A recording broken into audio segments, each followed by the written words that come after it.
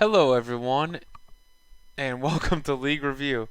I'm your host, William, and today we are super late with the wildcard region, but it's the situation where the reason last split that we didn't stream on Fridays is because I'm sometimes busy on Fridays. Sometimes. I was hosting family today, so a little late, and so we're just gonna try and get through this as quickly as we can and briefly discuss all of the wildcard regions. As you can tell, we have a whole ton of links up here, so I'm gonna get right into it and start as quickly as possible, starting with Brazil, of course, like last time. Game number one for Brazil. Oh, sorry. Before we start, I should say that I went 4-4 this week with Brazil, and it started out pretty terrible with 3 straight losses, but it came back decently strong with 4-5, 4-1 finish. So on the year, I am currently I need the tab over here. Wow, I don't even have that. But excuse me, on the year, I am currently 15-9. So that is a 15 divided by 24 is 63%, 62.5% pick rate so far, so not too bad for Brazil. All right, let's get quickly into these match histories. Ents versus Uppercut was pretty much all Ents the entire game. As you can tell, Ents was dominating the whole time. Uppercuts never had the lead. The only time they got objectives was after a team fight here, and all the other kills that they got were skirmishes. Ents was using the Sonataric strategy. We also saw an Ari, which was really awesome to see. 0-6 on Varus and 0-11 as a bot lane in general. Not very good strat. So uppercut, alternative, and damage really had a bad game. Really, really bad. This was Sonataric with Hecarim and then Ari to that mix. It was just really good for them all around. So Uppercut lost. Pretty bad, the INTS. Pain Gaming versus Redemption. Pain Gaming here actually came up huge with a win. I picked personally Redemption. I thought Pain was kind of struggling a bit, but we saw the Yumi Lucian definitely is able to oppress the Sonataric in this situation. And not only that, we saw Jarvan destroy Rek'Sai, so that was pretty awesome. That's a rare moment, rare feat, as you guys know. We saw Silas, no Lichbane. We didn't break all the memes, but yeah, and we had Yang on the Rek'Sai or the Renekton just absolutely destroying Neo up top. But yeah, they're pretty much all in favor of Pain. They did have a little poor team fight right here where they lost 2 members around the 36-minute mark after taking Baron. But outside of that, they were able to recover quickly and they were able to win the next team fight after that. Just fine. Next is Kaboom versus Flamingo, and Kaboom absolutely destroyed Flamingo. Flamingo does not look like the same team as last year. They've now lost 2 games on the season, and Kaboom absolutely murdered them. Like we had Desav have a 6-1-6 performance. We had BRTT on the Leona and Riven on the Sivir, but there was 0-4, another 0-8 bot lane, not great. Robo also, I mean, they only had 2 kills in general, but it was we had Ranger playing a really good Kindred, and just all in all, this was very strong. There wasn't many kills outside of 2 kills in the bot lane. That was pretty much it for the laning phase aspect, but team fights, they did take or for objectives, they took the Infernal, they took the Rift Herald, and a tower there, so it all worked out at the end of the day for them. Sorry. The Rift Herald and Infernal actually went over to Flamingo, but then eventually they were giving up way too much later on. My dog is super annoying today. Family has been gone. Other family has been gone. Parents and stuff have been gone. So I was hosting my cousin who came over. But yeah, we're going to just leave the door open because no one's home at the moment. Okay, CMB versus 1. If this was one of those games where you're like, why am I watching this? But it wasn't too bad, actually. This was the first game of the split, or of the week, that I actually won.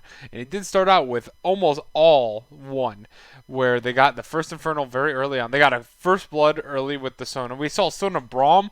I don't like Sona Braum really at all. I don't agree with this strategy. It worked this time, but I'm not a fan. I think that it's enough is enough. Like with Sona. Sona Tarek is good. Sona Tom Kench is pretty good. That's kind of it. Like you don't need more after that. For at least I think so. But yeah, they died first early on to the Varus. Varus Morgana is really good into it just because if they catch you out once, you are going to die. How squishy you are. Yeah, they got an early Infernal, early Rift Herald, then a Dragon, then a Tower, then another Tower, then gave up a Tower for another Tower. Two more towers. Like, you could get the point. Like, what you call Team 1 was definitely quite a bit ahead of everyone else. But CMB was able to pull it back. This is kind of like their games. They weren't. Team 1 was not farming very well, as you can tell from the game Flame Horizon tier. They did outscale here and here. But actually, this one, how much is that combined? 174. That's 225. Okay, so never mind. On the I thought they were getting out farmed, but apparently they weren't. They were getting out farmed early, I guess, but not much later because this was all CMB after that though, with the Baron, and then another Baron and Elder Drake, and tons of kills towards the end. Obviously, winning a really good team fight, and that was the end of that for Team 1. Next, we have Kaboom versus Pain Gaming. I hate that his is AL PNG instead of just PNG in his name like every other person.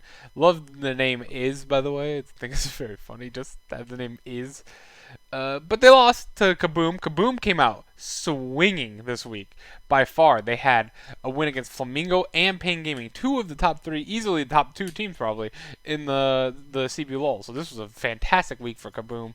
They, as you can tell, they pretty much were winning every single skirmish early on was 1-for-1, 1-for-2. They did lose that one to PNG, 1-for-1, and then once they got to the Rift Herald, they got 4 kills, 5 essentially off the play, 5 kills and 5 kills, a tower, and a dragon, and a Rift Herald for just 1. And from there on, they never lost the lead and just kind of closed it out from there. It was a really good victory for them. Ooh. Next, we have one actually defeated INTS. I was stunned by this. This was all on the hands of Skybart, sitting here going 7-0. I call them Ents because that's their INTS is their name, but it's ITZ here. They just kind of took the N out of there. But yeah, Tay had a pretty rough game. So did Shini. Envy did. It's kind of weird when you see a scoreline of 0-0-0. It means you literally did nothing. And I mean, you did stuff, as you could tell. She did 5.4. No, that's not enough. If you got out damaged by Braum as Akali, that's not enough. I didn't realize that. Yeah, didn't do much at all. That game, almost AFK, kinda. With only 5.5k damage on Akali, 5.4k. But yeah, this was all about Skybart for one. One finally got their very first victory of the year. Also, Forlan had a really good game as well, 4-2. JoJo was setting up a lot of those plays with the bindings as well. The Aftershock Lux is always nice to see. New meta. I always like to see fresh things in the meta. Next, we had Flamingo versus Uppercut Esports, and Flamingo brought out the Pike Top, signature G2/Hylissang now pick, and this game was just a blowout all over the place. Uppercut has struggled for 4 straight losses now, and as you can tell, when your ADC is 3-1-10, your your Aurelia 7-1-11. You had the Aurelia Sejuani combo, which is pretty nasty, 4-1-19. Oh, and Pike also went 13-2. Just the whole game was just not good. You had a kill early. You had 2 kills early for Pike. Then you had Sejuani getting a kill, Pike getting a third. Pike had 3 kills before 10 minutes. You know the game's pretty much over from that point on, especially against Renekton, who absolutely needs to get ahead early, or he falls off. Final game for CB LOL was Redemption versus CMB, and Redemption did come back and win this. CMB played them kind of close for the first 20 minutes or so. As you can tell, they actually had a lead at 20 minutes at 7 p.m. according to the translation on Google Translate. But when they got that Infernal, they ended up losing 4 kills, including they lost 5 kills for that Infernal, including a quadra kill for White Lotus's Kai'Sa. And White Lotus is one of the best ADCs in CB LOL. Was absolutely able to take full advantage of getting a quadra kill and getting ahead because he already had 1 kill.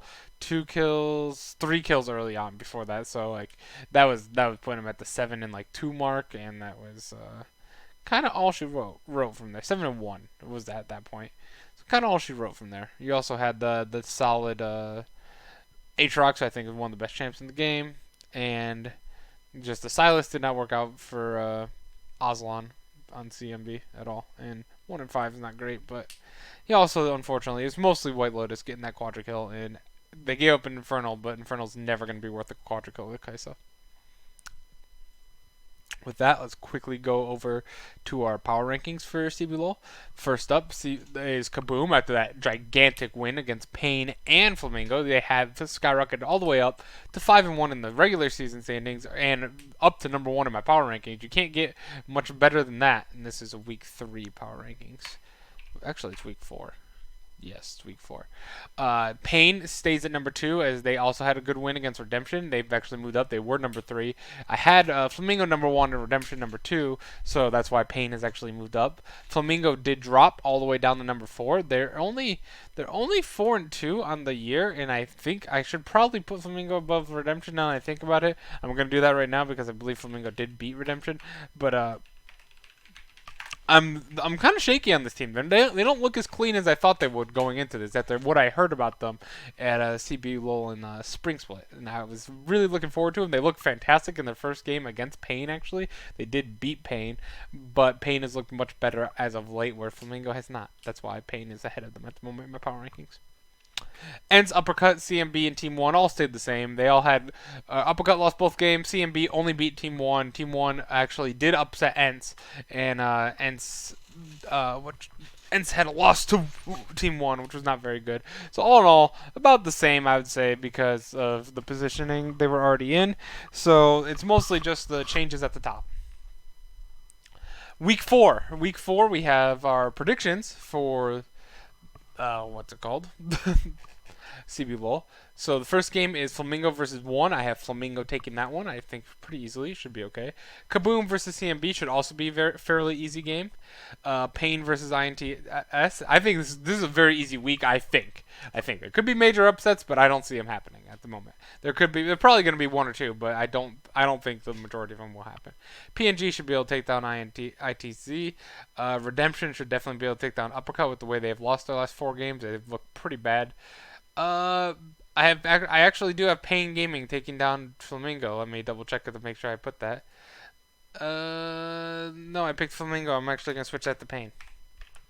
I don't know why I would have picked Flamingo there earlier on when I was doing these, but I'm definitely switching that to Pain Gaming over Flamingo. I think they're just on a complete rise, where Flamingo's kind of faltering a bit. They're 1-2 in their last 3. I know they've only played they played 6 games, but I believe they're 1-2 in the last 3. And they lost to Redemption. Oh, they did lose to Redemption. I knew I had. Look at me. I had the prediction wrong, but I had this part up here correct. So we're going to re-switch this. Sorry about that. Redemption is still going to be 3. I knew there should have been a reason why I had Flamingo all the way down to 4. But yes, we're going to go Pain Gaming there. Redemption is actually going to win the next game against ITZ. I have Uppercut beating CMB in a close game. Even though this will be coming off of 5 straight losses, I think they should be able to handle CMB. They haven't shown that they can actually beat anyone outside of Team 1 so far, and I don't think that will continue. I think that will continue. And Kaboom should be able to handle Team 1, as Team 1 is the worst team, and Kaboom is currently the best team in my opinion. And standing-wise, it is too. So those are my predictions for week 4. Let's move on over to the OPL. Just thinning out these bars on the top here. It's crazy. But yes, so the OPL this week, I actually went, we had because OPL we do 4 games. So we had the next 4 games where I went 4-4, or 2-2. And then I went 3-1 today on the OPL game. So that was not good. All right, that is good. So then tomorrow's games, we have 4 games here, and then which are actually coming up pretty soon. And we have the 4 games for next Friday because of just the weirdness of when we do the podcast type situation. Let's talk about the OPL game. So, first game was Gravitas versus Direwolves. And what the hell happened here? Gravitas had not had a single win. Direwolves were coming off of a huge win over, I believe, the Chiefs, if I remember correctly. They're coming off a huge win off of the Chiefs, and they just lost. They just immediately lost, and I'm like, what are you doing? Let me double check on that one. I don't know if it's against Chiefs. Direwolves. Yep, no, they were coming off a win against Order. My apologies. They were coming off that win against Order, and they had lost to the Chiefs. That's what it was. Which, at the time, I thought Order was a good win, but it's actually turning out to be less and less impressive every single week. But yeah, Gravitas absolutely destroyed them. As you can tell, they had the gold lead the entire time, 13-3 kill wise, 10-3 towers. Pretty much they're full control the entire game. We had Pabu on the Aurelia for 1-3. Just anything else that's too weird that stands out? No, just Yumi and Ezreal. Pretty impressive. Good win for Gravitas for their first of the year in the OPL. Next, we had the Bombers versus the Chiefs, and the Bombers coming back strong after a very shaky start to begin the year. Come back strong and to take down the Chiefs. The Chiefs look really rough this split. I'd say so far. They had just only did not look good at all on the 1-5 on the Jarvan. You had Mimic playing pretty solid. I thought he played much better than his 2-2-2 score line said. And we had Ryoma at 4-1-4 on the rise. Just this is a 1-3-1 comp that you are just not going to beat if you fall behind because they have so much lane pushing power. They have Talia to come in there to back them up if necessary. And you have obviously double teleport as well. So you can always get your people around the map as quick as possible, which is always effective for 1-3-1. So I love the Talia jungle pick into with these two solo laners. As you can tell, the Bombers are winning pretty much the whole game. They pretty much had no chance for the Chiefs this entire game, which was shocking because I thought the Chiefs are supposed to be really good too. They're kind of like Flamingo in CB LoL that are struggling. Next, we had Legacy versus Mammoth. Mammoth just absolutely blew out Legacy. Pretty much all saw that coming though. It was close for the first like few minutes. Yeah, 25 minutes or so.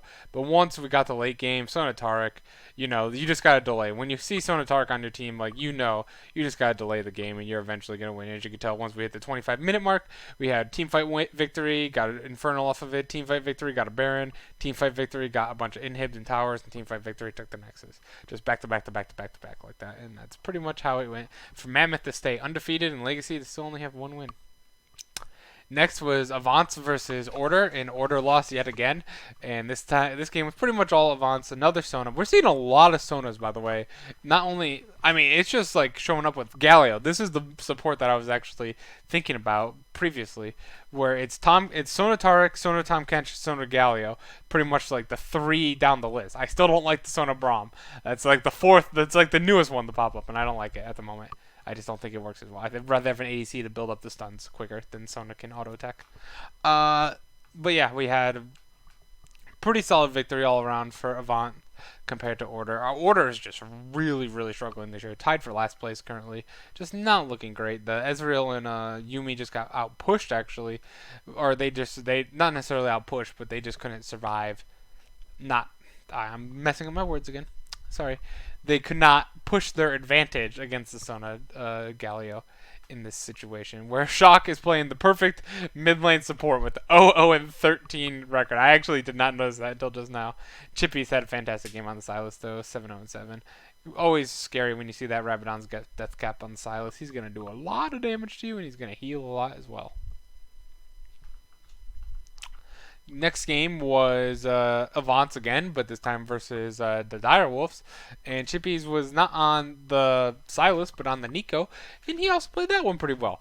But we had Bio Panther on the Kennen, and he lost the battle of the split pushers pretty much there. We had the Nocturne from Miru do pretty much work against Raze. And Shock finally got his kills that he could not get last game. This time on the Zillion. This time on the support champion. I love how he goes 0-13 on the hyper carry of Cassiopeia, but then when he plays the mid lane supportive role of Zillion, he gets 5 kills, time for the most on his team. But yeah, outside of the two really big fights towards the end, this was a really close game back and forth. But Avance won the very last few fights. And that's mostly because of the Rakan and Zillion engagement. Are pretty nasty. You put a bomb on Rakan, he jumps in, charms them all up. You put another bomb, they're all stunned on top of the charm. It's just all around totally. And then you have Nico to pop in after that. It's a really good combo. It's kind of hard to execute, but Avance was able at the end of the day to execute it against Direwolves and become victorious. Next, we had Mammoth versus Order, and Mammoth came through yet again with their fifth victory of the fifth victory of the year. So they are currently 5-0. We have Triple, who's having a phenomenal year, play the Azir for 4-2-8. I think we've seen his Azir in at Worlds a few times as well, but I'm not remember. wonder if I'm remembering it off the top of my head or I'm just wrong. Also saw the nice Karma top that was able to out split push the Nico, where the Nico had just previously out split pushed the Kennen in the previous game. And we had King, who went 9-0-8 on the Lucian. And that's a type of Lucian game that you want, especially without too much tank on that front line of Jarvan and Braum. And as you can tell, they had a lead in the middle of the game, but it was only up to 2K gold, and then eventually they just gave up every single objective in the game.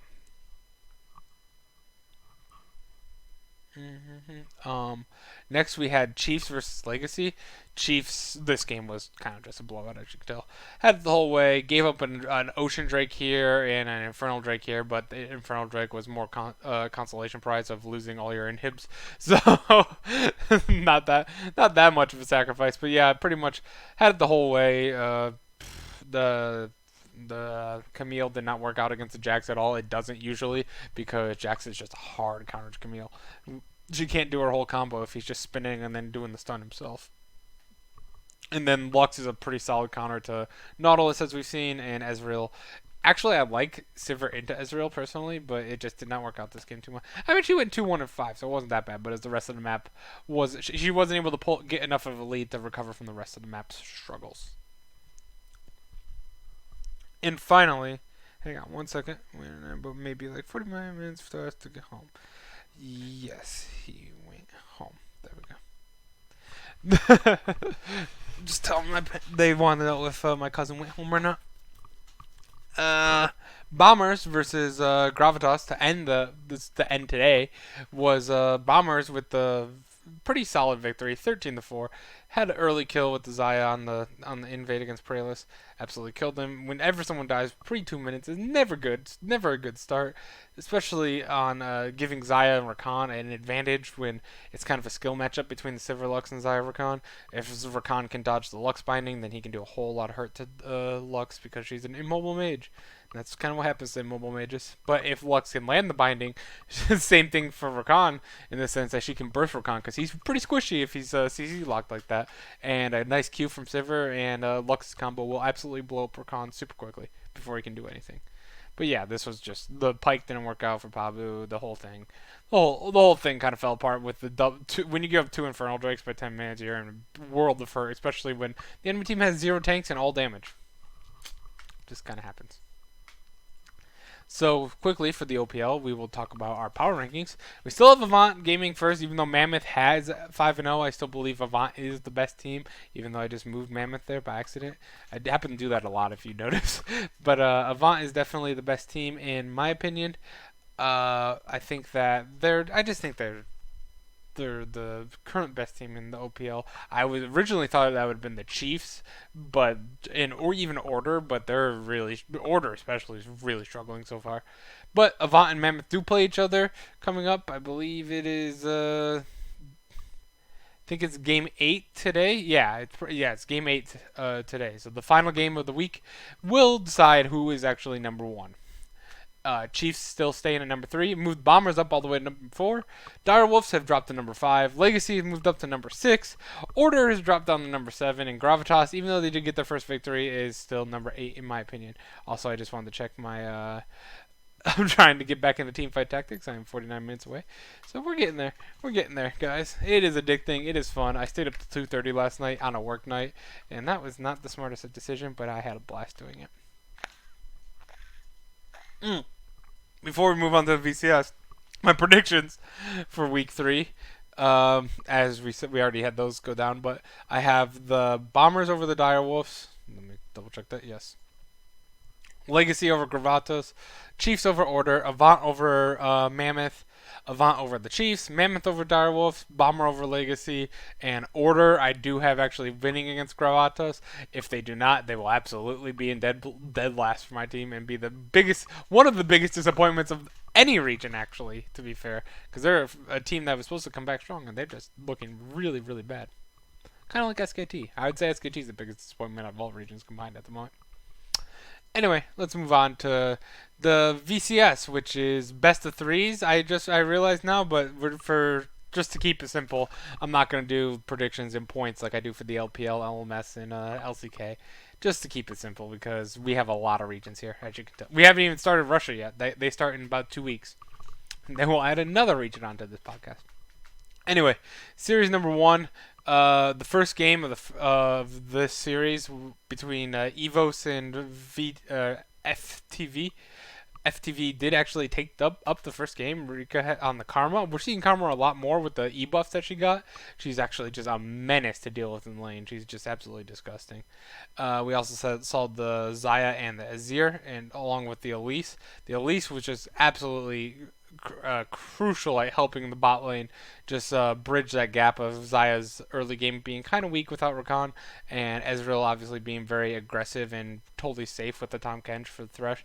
Getting that double kill early on was just a huge boost for them to be able to come in and take like pretty much hold the whole lane and scale up properly. And then obviously, as you can tell, this was a really close game until about honestly until the very end where they took the Baron and then won the team fight because they had the Baron. They were able to take inhibs and take eventually Nexus towers off of that.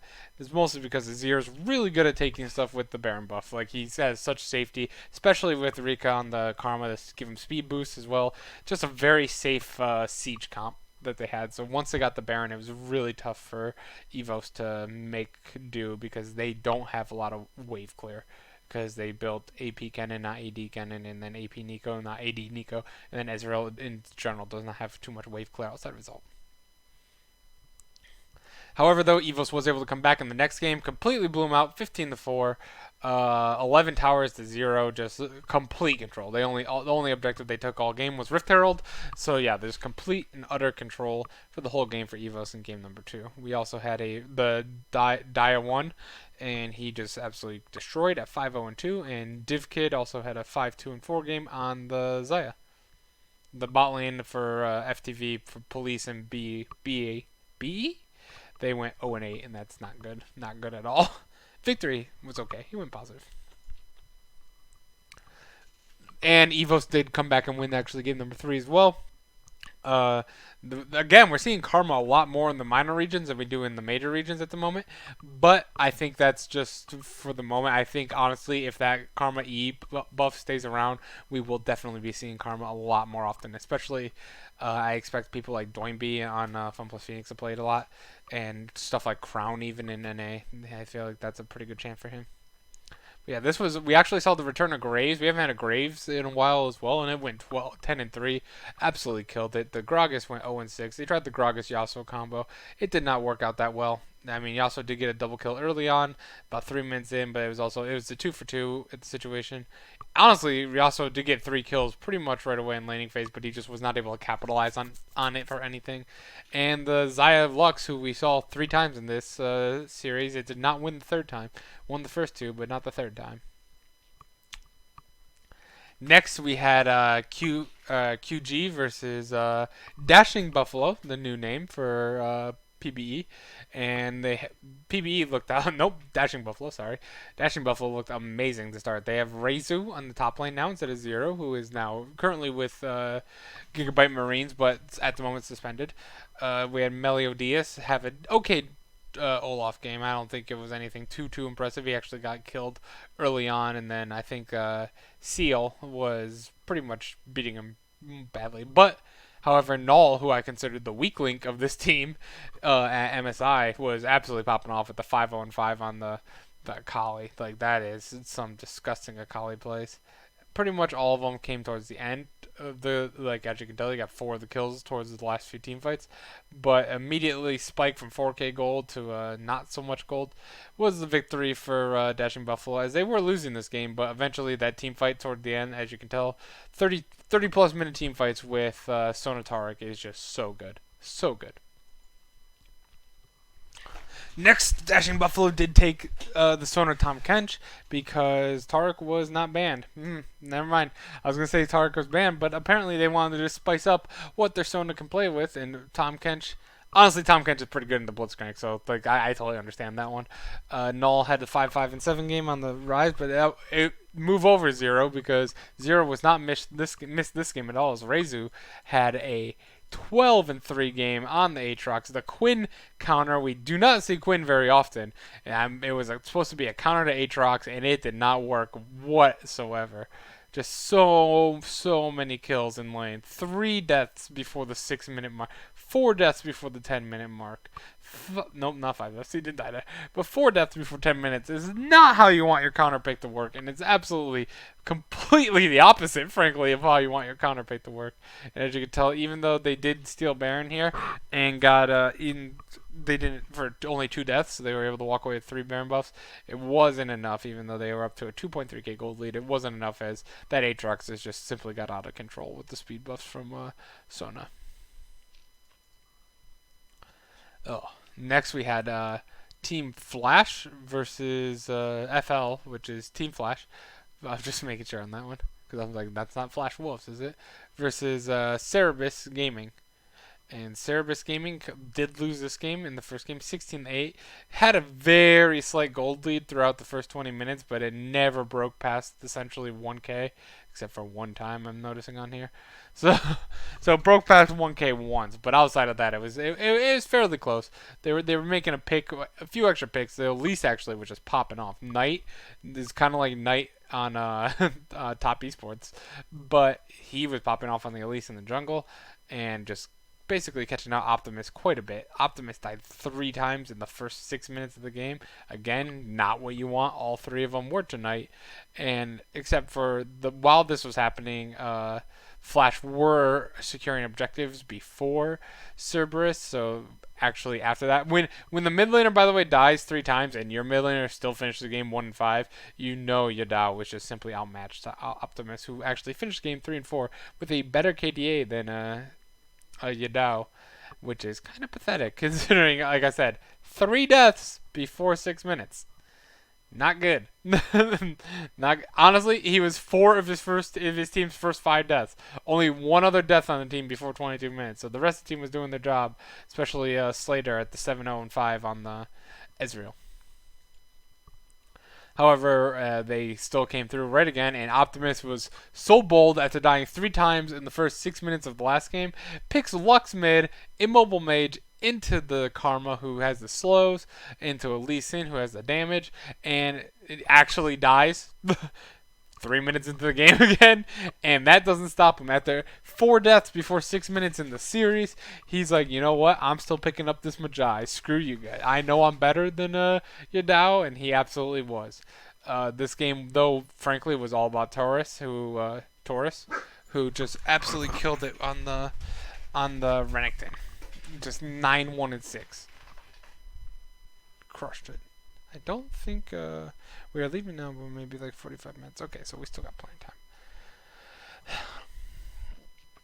of time. I thought someone came here, but they didn't, because they don't know if they have keys or not. Anyway, Gam versus Low-Key. Low-Key Gaming took the first victory of this with, again, this time we had, oh, there. Oh. Interesting.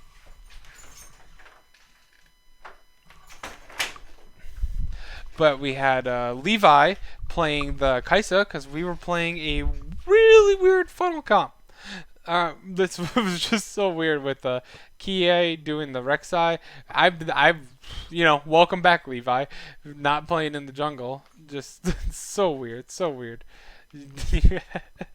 We're playing ADC instead, and you had Yoshinu do Fiora. Oh, it didn't work, by the way. Heads up. It was 20-3. It was a huge blowout. Everything went wrong, and it was ugly for Gam. It was fun, but I was excited in draft, not so excited with the execution. Decided to calm it down a little bit. They had Levi go back to Lee Sin in the next game, just regular basic jungle. We had Sivir Yumi, one of the best bot lanes, and honestly, they kept this game close. They actually had a quick gold lead by 26 minutes, a little brief pop up there, but it was still, again, that was from shutdown golds. But this wasn't enough, as Low-Key actually secured the first series against Gam, which kind of surprised me, because I had Gam actually winning this whole thing with the excitement of adding Levi and getting Zeros to join as well in the upcoming weeks. Yeah, that was not good. Not a good first showing. Hopefully it's just a little bit of rust, because I'm starting to worry quite a bit. As you can tell, my week should move this over to a week 1 power rankings, and I never changed the OPL week 1 power rankings, and I don't know why. It's messed up, guys. I'm sorry. This is Power Rankings Week 3 there. We're going to move it over. Power Rankings Week 1. There we go. How does that sound? But Week 1, we have Dashing Buffalo is number 1. Team Flash is number 2. Evo's number 3. Loki number 4. Gam drops all the way to number 5. And then the other 3 teams, they all lost, but FTV actually looked the best in their loss. I didn't want to drop Gam lower than 5 from first. I felt like that's too harsh of a drop for their first loss. But outside of that, QTV did not look good, and Cerebus also did not look good at all.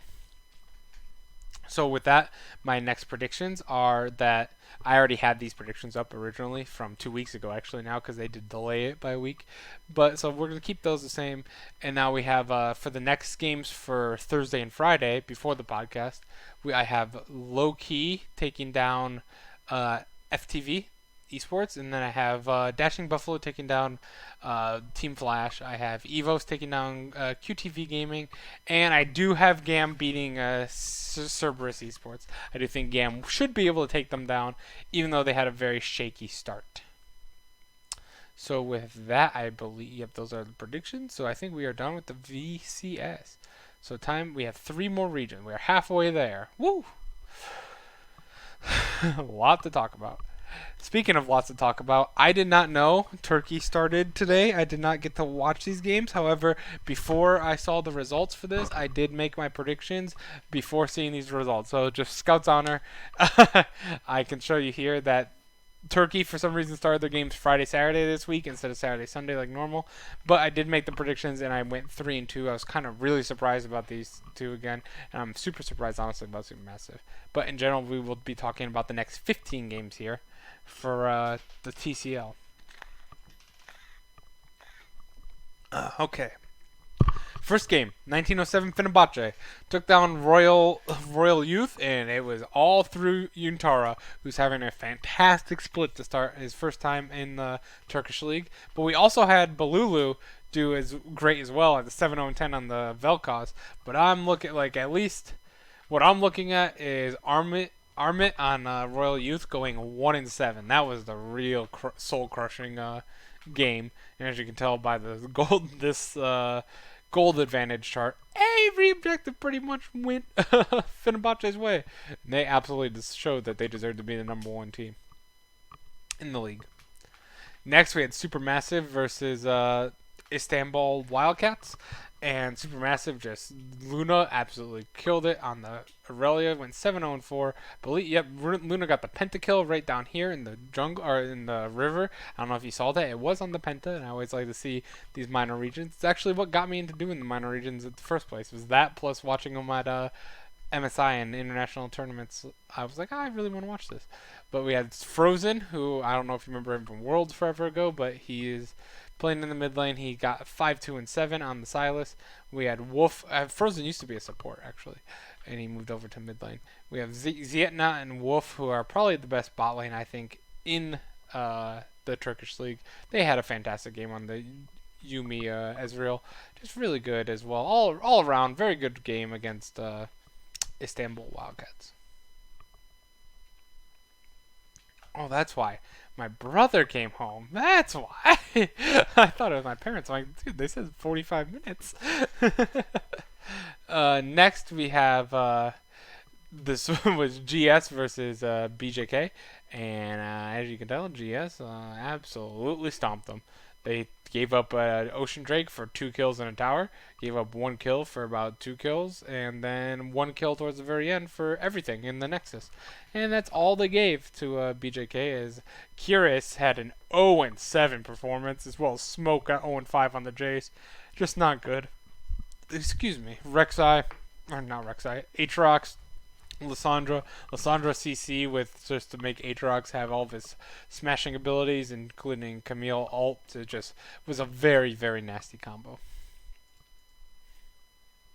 Well, next we had Aurora versus Dark Passage, and Aurora was able to take a victory here. Pretty much outside of the dragon control early on, were trading kills back and forth, but you knew they were going to outscale with the like the Camille's really good at scaling, but so is Gangplank, so I kind of evened out. Sejuani's way better at scaling than Olaf. Honestly, Akali and Nico are kind of both the same. Nico really just needs a way in. Same with Akali, obviously, but Sivir and Lux definitely outscale more than Ezreal, Yumi, and that's kind of what happened. They just kind of delayed and waited enough, and were just slowly taking a slow gold lead throughout the game, and that's how they got their victory. Next, we had Burr versus Gall, and this was just a huge blowout. 8-1, as you can tell. all Burr. All Burr. 4-0-1 on the Gnar for Olia. Sorry if I'm butchering all these names, by the way. Turkish names are kind of hard for me. Alive on the Lucian. Lucian Yumi worked pretty well.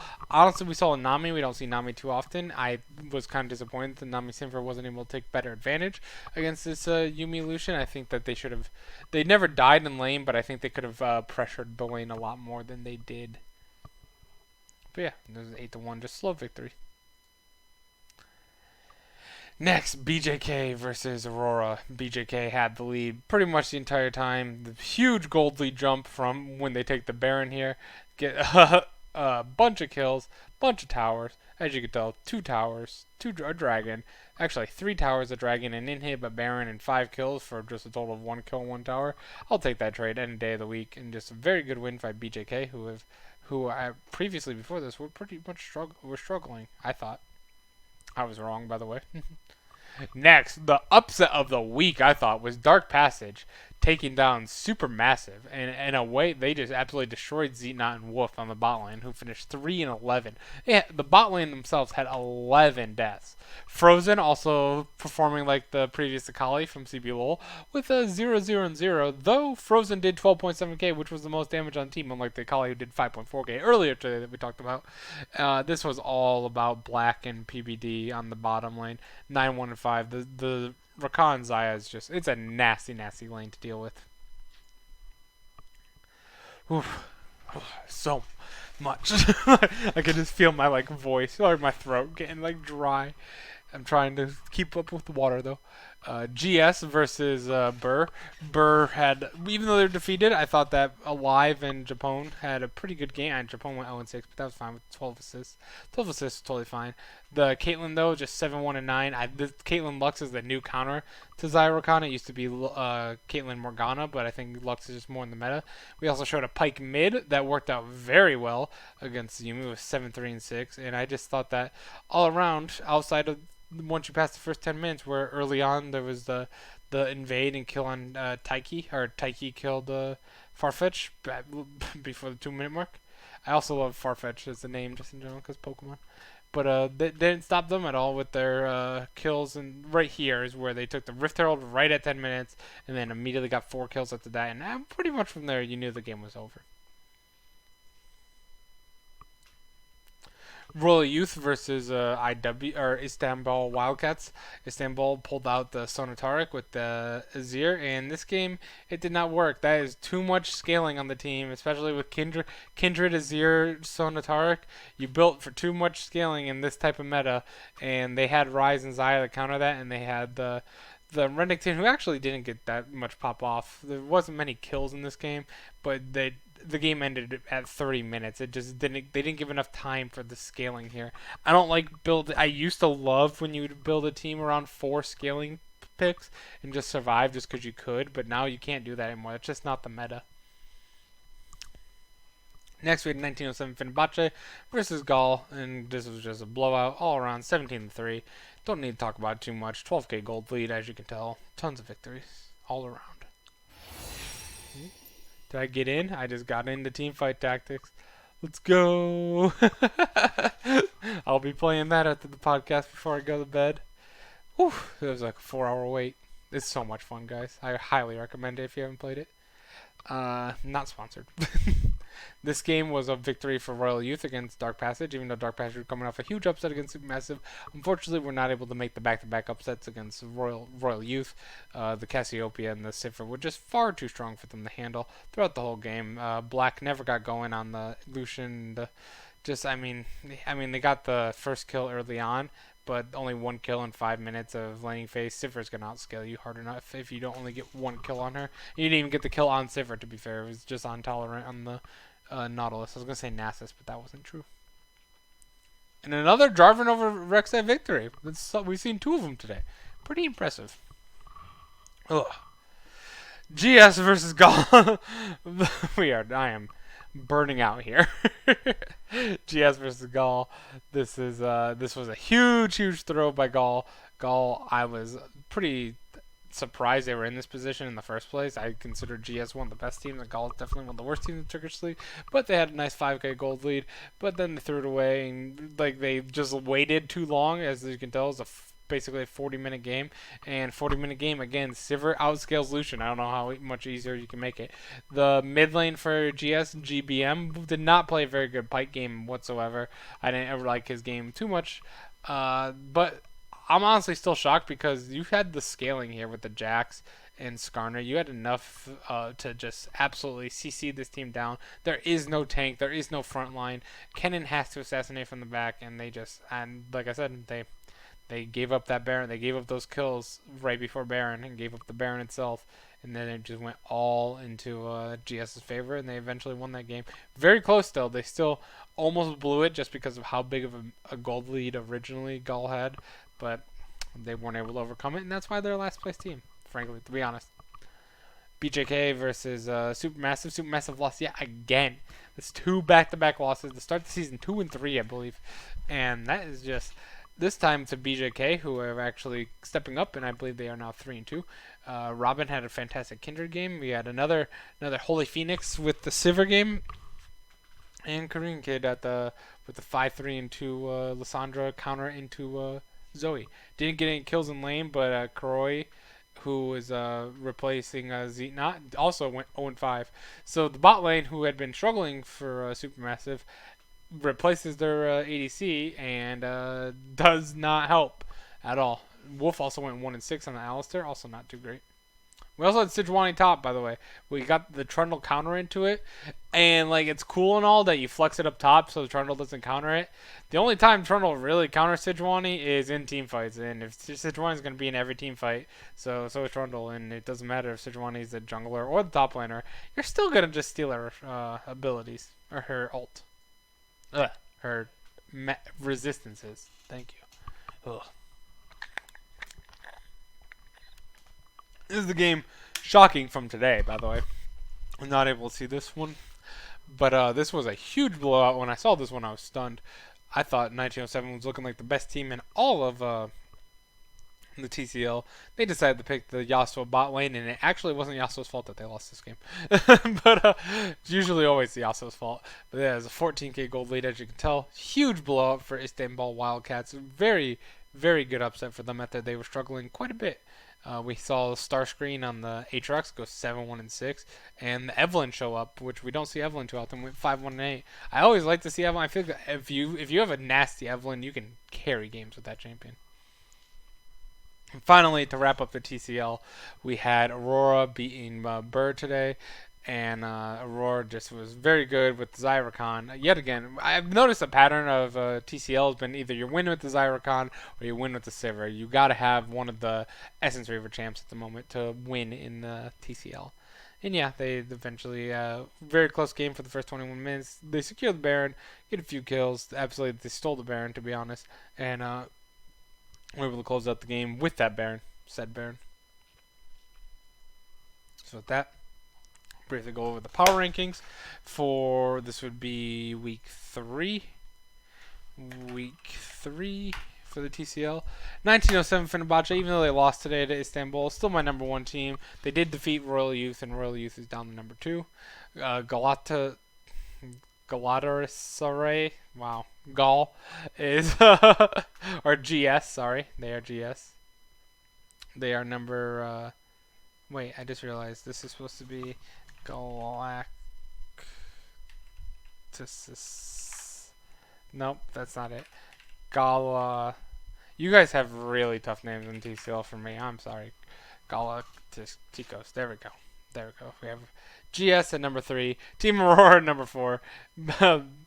Besiktas at number 5 moved on up. Istanbul, even though with the upset today, again, massive upset against Fenerbahce, they had been losing previously, so that massive upset just kind of kept them floating at number 6. Dark Passage, same thing with the supermassive victory. It was a nice upset, but outside of that, they are still number 7. I've dropped supermassive all the way down to number 8. It's just a disappointing season so far with those upsets to Dark Passage and team, and then just losing to like everyone pretty much. The last 1 and 3 in the last 4 games, and Galactus. Oh my God, I cannot say these names. I'm sorry, so bad, so sorry. Number 9 is Gaul, and number 10 is Bursapor. And with that, we will talk the next 4 games, or next 5 games, because we already seen these, and they're going back to Saturday games after that. So we're only gonna have 5 predictions. This when I have Istanbul beating Dark Passage in game number 1. We have Aurora beating Gaul in game number 2. 1907 Fenerbahce beating GS in game number 3. Royal Youth beating BJK in game number 4. And Supermassive getting back on track by beating one of the worst teams in the league in Bursapor. And who I think is the worst team in the league. And they're going to beat them in game number 5 of this week. Woof. So that is our predictions for the TCL. Let's move on to the LLA, and we only have 2 more regions. 2 more. I know LJL just started, but we already have our predictions here, so don't worry. I'm not cheating. I promise. LJL. Here we go. Pixel versus Isurus, the defending MSI champions for LLA. Isurus had this game pretty much the whole way through. You had Seiya on his smite. Actually, he played Talia Smite. I just realized. I totally forgot about that. Yeah, Seiya came in with the Smite. You had Adi playing the Shen up top, and you had the Bugax playing the Kennen in the mid lane. And yeah, we had Kennen going 1 and 2. We had a 4-0 and 7 game for Rangulus. I am really bad at pronouncing names, especially. I'm kind of tired too. It's not making it any better. I know it's a bad excuse, but I'm trying to learn all the names the best I can. I threw 8 more regions onto my pile. It's 500 plus players I gotta learn now. Game number 2, All Knights just absolutely killed them. Very long game. I say killed them, but they killed them in a slow, painful way.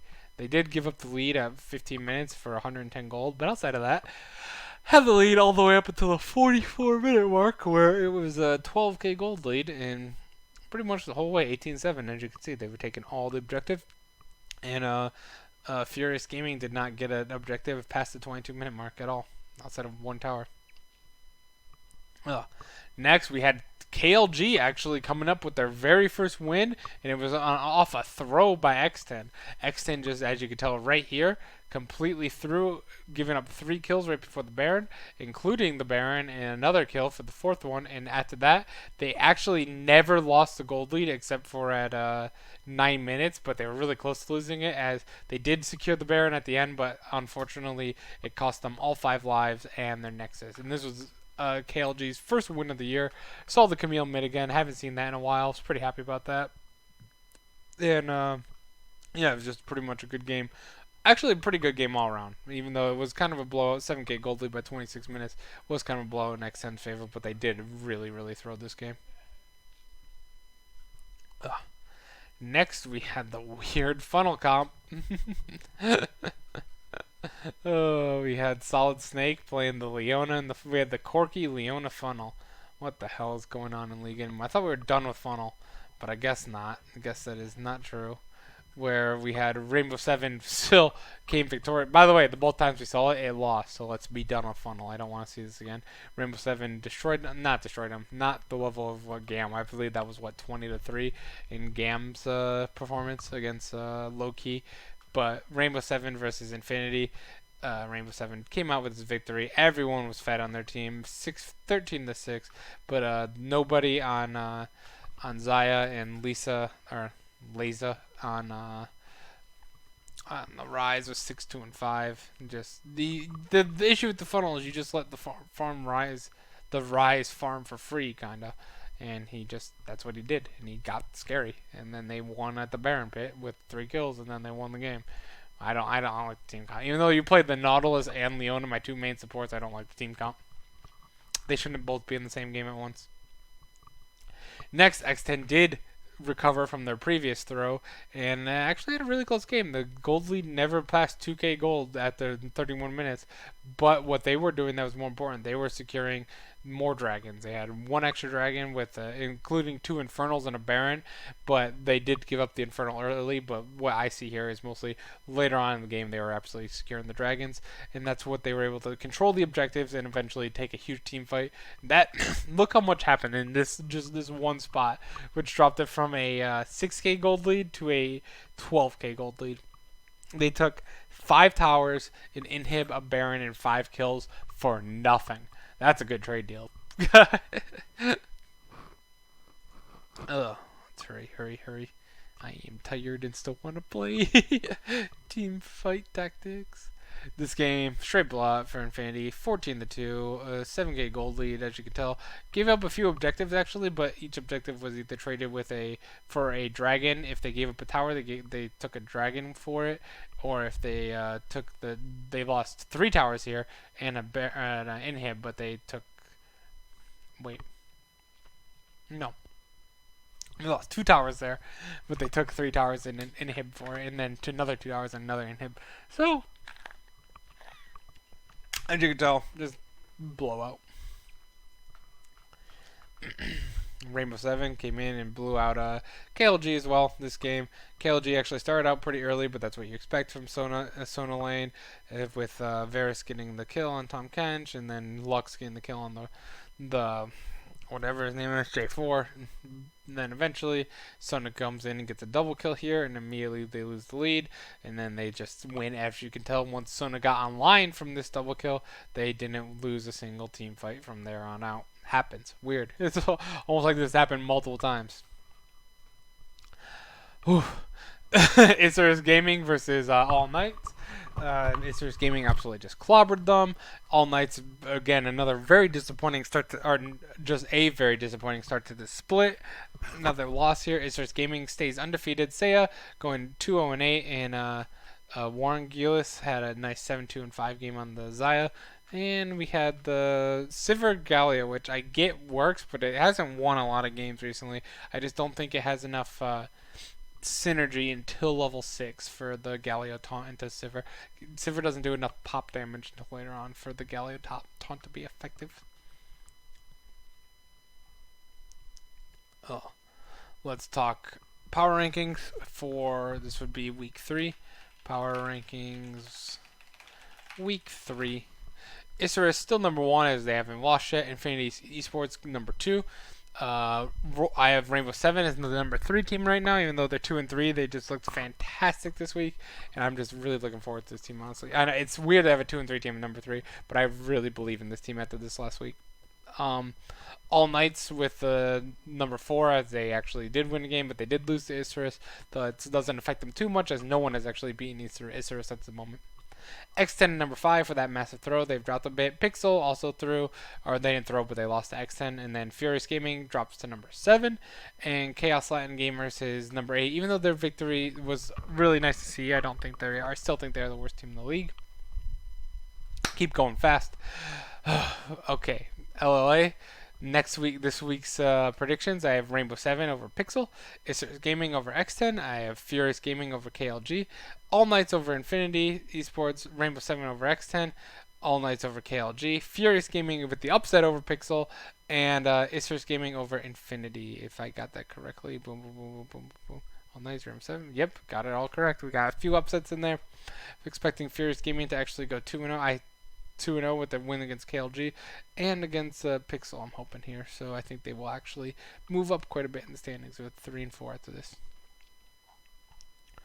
Finally, we have just the LJL left. And actually, I just want to see League of Legends Russia League. I don't remember. LCL. There it is. That's what I wanted. 2019 spring. And then we just do a summer season. Starts on the 7th of July. Okay. And we have Unicorns of Love. I'm really looking forward to their team. But yeah, let's move back to the LJL. Did not do good in my first week of LJL, actually. The first game was Axis versus Sengoku Gaming. Sengoku Gaming just absolutely clobbered them. I thought that first. And I say that they absolutely clobbered them, but to be honest, they threw really hard and then were still able to. Usually, you don't see the throw towards the end of the game like that with the Baron steal and multiple kills, 4 for no and none on kills, multiple towers, got Axis right back in the game, but then they immediately threw after that. The Rise, I would say that he was super far ahead, but he was 1 and 2 before this point. So the fact that he got 3 kills, actually got all 4 kills. No, he was 0 and 2 at that point. But that's just what you call a Rise late game. Even if you're 0 and 2, you still do a lot of damage to get a quadra kill and end the game for your team. Next, we had Rascal Jester versus Axis, and Rascal Jesters were victorious in this game. Pretty much the whole game. This game was not necessarily a throw. This was pretty much full control outside of giving up maybe an Earth Drake before 10 minutes. But outside, once you hit that 12-minute mark, as you can tell, just pure control for Rascal. And that was a very good start to Ninja having the 4-on-4 on Jace, which is very impressive. That's what you get for playing AP Twisted Fate. You got to play that AD Twisted Fate to win your games. Next, we had V3, not V5, like last week. I kept calling them V5. V3 with their victory over our Rascal Jesters. We had the Tahm Kench top into the Pantheon. That's a lane we don't see much. Absolutely, Tahm Kench wins that, though, because Pantheon has to get close, and the whole thing is a complete mess for Pantheon. Tahm Kench is so strong early. This is actually our first victory on Tahm Kench top, I believe, in all the regions. We had Pyke played on the the support role instead of his mid and top and jungle and wherever the hell he plays now, ADC. And yeah, Ace, we had another good. So Jaces are starting out really strong in the LJL so far this split. But yeah, pretty much a whole straightforward victory for V3. V3 actually did beat Sengoku Gaming as well. In this one, they were winning pretty much the entire game as well. They threw a little bit there. As you can see, they had a 2k gold dip, but that was okay because they were able to secure 4 kills, a Baron and an Infernal, and plus multiple towers. Yeah, as you can tell, they just absolutely dominated this game. Sivir, man. Sivir is a very good pick. Next, we had Detonation Focus Me versus Burning Core, and Detonation Focus Me kind of just slowly scaled up to have a. This was the slow burn game, not really because it was only 25 minutes, but it they slowly took the lead with teamfight victory. Another teamfight victory, get an objective. Teamfight victory, objective. Teamfight victory, multiple objectives. Teamfight victory, objective. There was no throws. They were going in, getting their team fights and winning and pulling them out. We also saw another Tahm Kench top. This one went 8-1 and 8. Tahm Kench top is the meta of Japan. Apparently, no one else wants to unbench the Kench, but I am glad Japan is doing it because it sucks to play against solo queue, but fun to watch pros play it. Next, we had Burning Core actually beat Unsold Stuff Gaming. I'm very disappointed because they're my favorite team name just because it sounds so random. We had Ray Farkey on the, it's also a good name, on the Aatrox, just destroyed the Nico up top. Nico's did not do well, honestly, today for Japan. Or not today, last week. But yeah, we had Aatrox do about as much work as the Tahm Kench did earlier. And Zyra Khan pretty much killed off the Sivir Yumi. Blowout through the whole way, pretty much full control.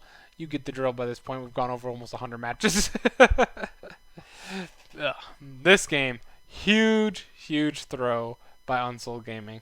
So disappointed in them. 6k gold lead by 27 minutes. Threw it, got it back, and then immediately threw it again. Like I was like, whoo, that was close. We didn't throw, luckily, and then they did. We had the Unsold Gaming had the Dasher on Aurelia, which I think is a great name for Aurelia. We had Armik on Akali, go 2-3-3.